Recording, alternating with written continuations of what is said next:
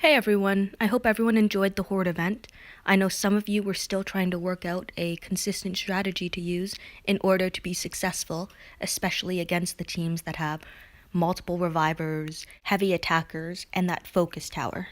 Personally, I really enjoyed this event. I like getting the free elite character tokens as well as the free elite item tokens. There's also a surplus of wood and food that's available. I like that the amount of time it took for energy to regenerate was shortened. I found that an hour was too long to wait before. I also like that the milestones were reworked. It was a lot easier to hit the final milestone of 100,000 in diamond. I know that a lot of people still struggled in this Horde event because everything here is pretty new compared to the rest of the game. From the last Horde event, I ended up porting about 7,000 markers, so that the start of this event, I was able to refresh card packs a lot faster. I also benefited at the beginning of the event because everyone had an auto defense that was quite low compared to their real defense. I don't really think this is fair because not everyone is awake at the start of every event. I think to remain fair, everyone's defense should be autoed to whatever their raid defense is set to at the time.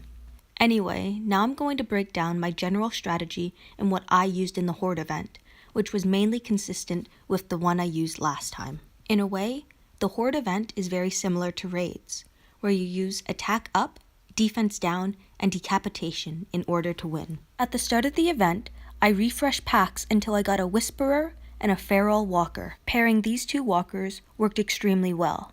By using the Shroud card, I would hide my Feral Walker from all the attackers for the first 2 turns. The Whisperer already has a hidden feature to him for the first 2 turns of the match. Whenever there was a focus tower, I used the Wrench in order to stun it for 2 turns.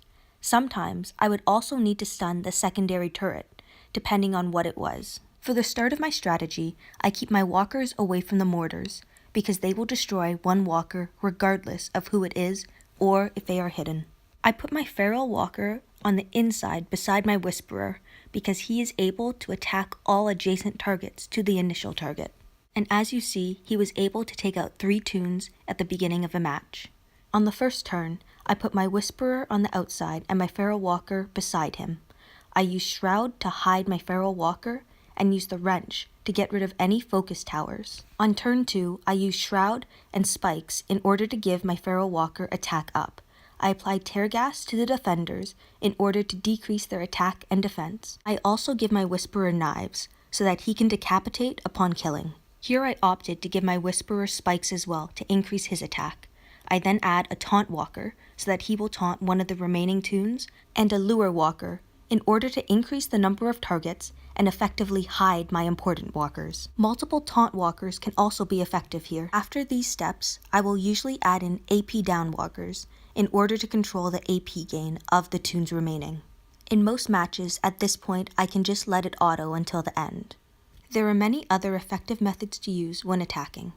You can utilize the command cards that do 100% heal reduction as well and apply maim or bleed. Most of my attacks in this past Horde event were successful. I had many flawless victories and finished most matches in under a minute. Obviously, card limitations are a big factor in this event, especially at the start of the event when everyone has limited cards.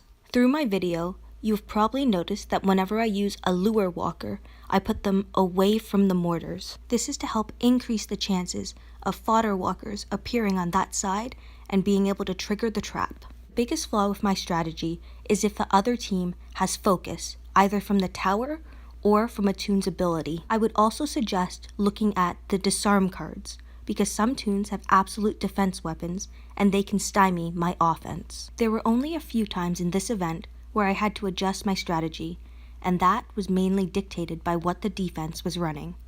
Thankfully, there is the option of looking at what the defensive toons are, how they're modded, and what weapons they have before you decide to fight them. Some of the best defenses I saw utilized Hold the Line toons, which got stronger whenever I killed other toons available. Examples of these toons are Solange, Eris, Elodie, and the new Joshua.